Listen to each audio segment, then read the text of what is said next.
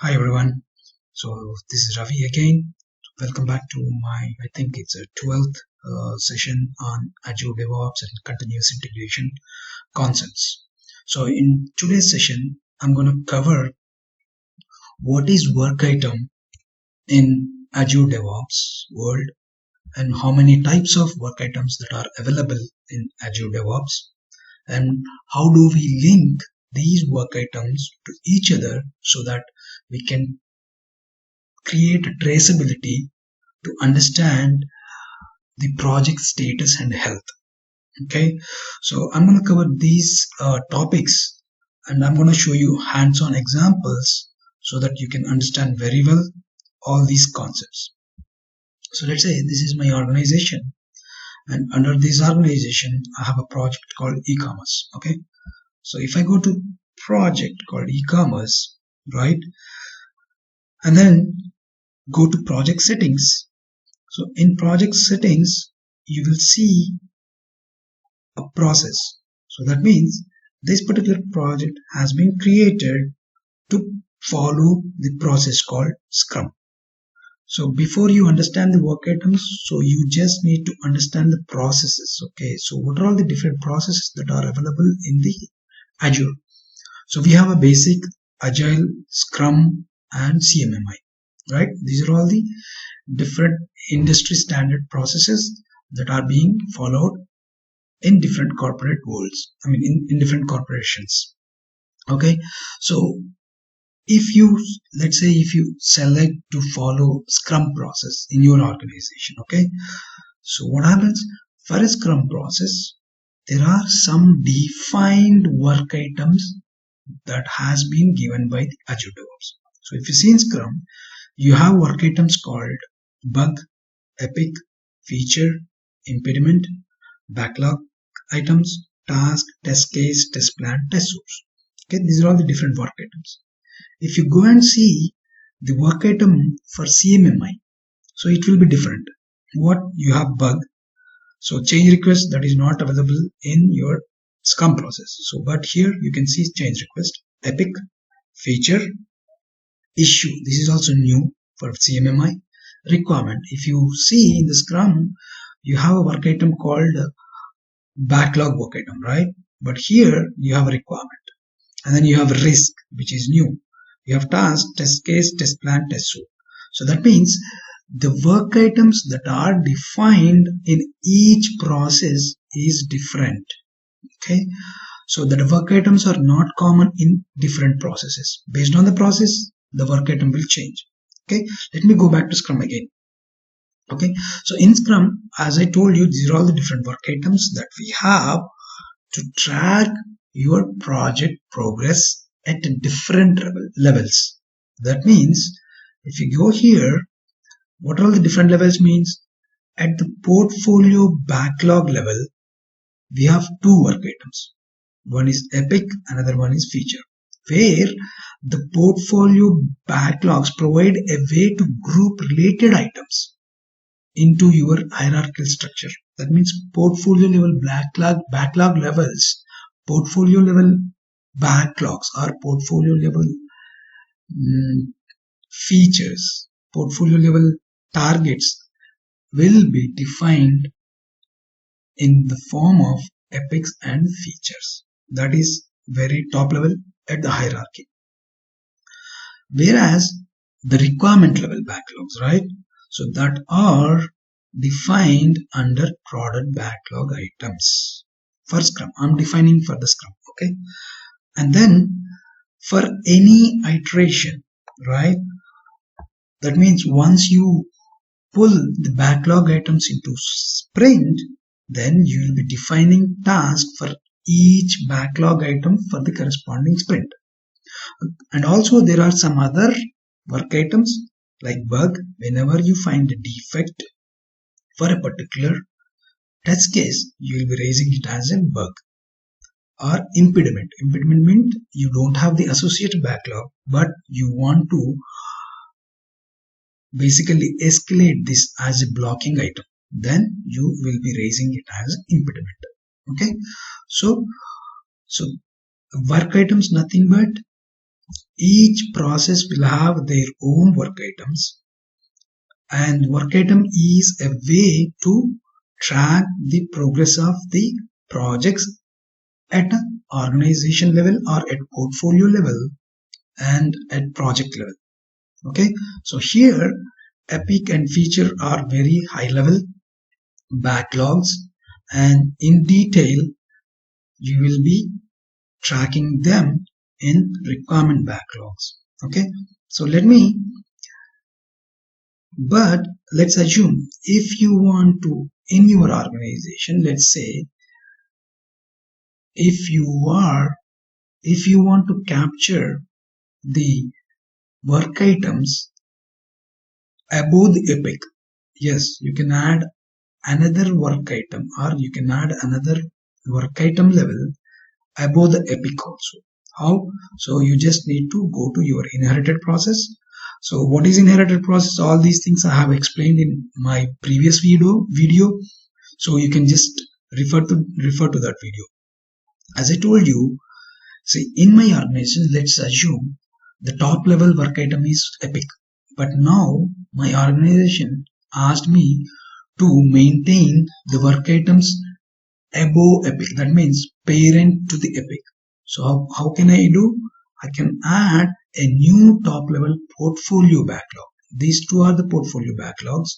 I want to add another portfolio level backlog. Then you can click on this new top level backlog and add a new work item at portfolio level. Okay, so let me just test our parent to epic. I'm just naming it as parent epic. Okay, so as soon as I add, see, the new work item has been added at the portfolio level, so that I can define my top level backlog here, and then I can link that to epic, and these epics can be linked to features. Okay, so I'm going to delete this one. I don't want to commit this. Okay, so now you understand the different work items, right? Now these work items should be mapped to each other, right? How can we link these work items? Let's say at organization, first you define the epics, and then for each epic you will be writing multiple features, right?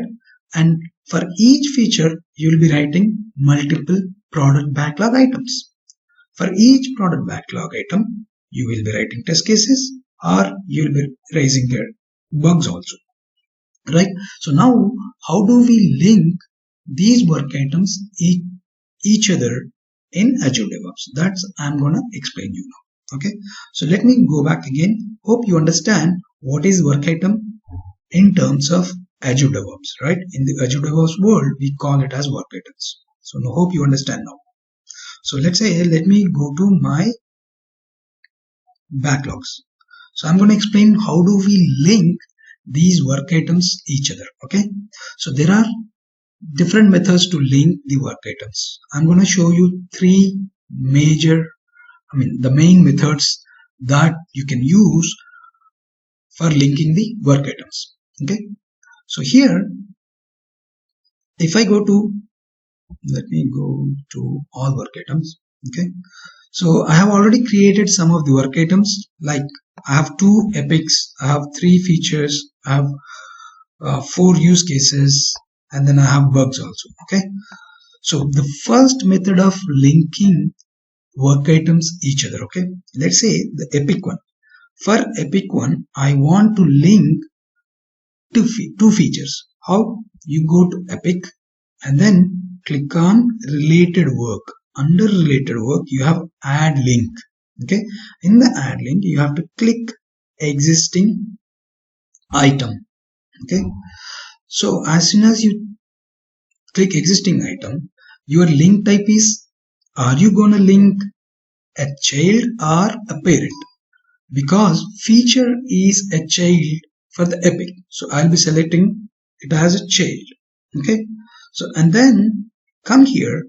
If you see, I want to map a feature to the epic, right? So I'm mapping feature 1 to the epic and click OK. So now my epic 1 has been linked to feature 1. If I want to add another, I can add another also. Feature 2. Okay. Click OK. Right. So that means now the epic, let's save this. Now the epic 1 is linked to the feature 1 and feature 2. Right. So done. What is another way? So let me show you another way to link the work items. Okay. Let me create epic now. Okay. Let me create epic 4. Let's assume and save this. So as soon as you save this, there is an option to create a new linked work item here itself. That means while creating epic itself, I would like to define the feature. Okay, so let's select this new linked work item, and then what is this child work item? But I want to select a feature. Okay, I would like to title this as feature 5. Okay, click OK. As soon as you click OK, the feature, whatever the titled feature you just created, will be open. And now you have to enhance. Basically, you have to write the description of your feature and what is the acceptance criteria, etc. And then save this. That means now you see this epic 4 is automatically linked to the new feature, whatever you create. Okay, so that means while creating a work item while creating a work item itself, you can create a new child work item. Okay, that is your second method. What is my third method? My third method is, if you go to backlogs, right? So this is my backlog view. Here, this is very, very important method to link the work items. It's very fast and very easy to link the work items. Okay, so let me go here. Let me select features first. Okay, so here, if you see these options, right, where if I enable parent and also if I enable mapping instead of planning, right? So now first I will be selecting the features. Okay, so here we already mapped feature 1, feature 2 and feature 5, right? Feature 1, feature 2 we mapped to epics, that's why it is showing here. Feature 5, this one we have created while creating the epic 4. Now let's say if I want to map feature 3, simply here what I can do, I want to map this feature 3 to again epic 2. Drag and drop here. That's it. So now feature 3 is mapped here. Let's assume I want to map this feature to epic 4. So for example, feature 2 also. Just drag and drop here. See here, see? The feature has been changed. In the same way, if I go to backlog items, here, now, I want to map this one. We never mapped the backlog items to the features, right? So these are the features. Let's say first, use case 1 and use case 2, I want to map it to feature 1. Drag and drop simply here. Use case 2, again drag and drop here. So now if you see, use case 1 and 2 are mapped to feature 1. Use case 3, I want to map to feature 2. Use case 4, I want to map it to feature 2. Drag and drop 2. Done. So now, whatever the use cases are there, I have mapped 1 and 2 to the feature 1, 3 and 4 to the feature 2. This is very, very helpful. So it's all how you basically arrange your view of the backlogs. This is backlog. The backlog view has been changed so that I can simply drag and drop my features. Okay. So this way, if you want to link this bug, right, you can link the bug also, right? So this is the way you can easily link all the work items to each other. Hope you understand these concepts, very simple concepts, but very important. So this way you can trace everything, your entire project from portfolio level to the test case level to the issue level. Okay. Hope you all understand this concept.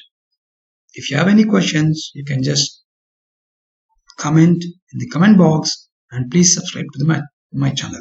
Thank you.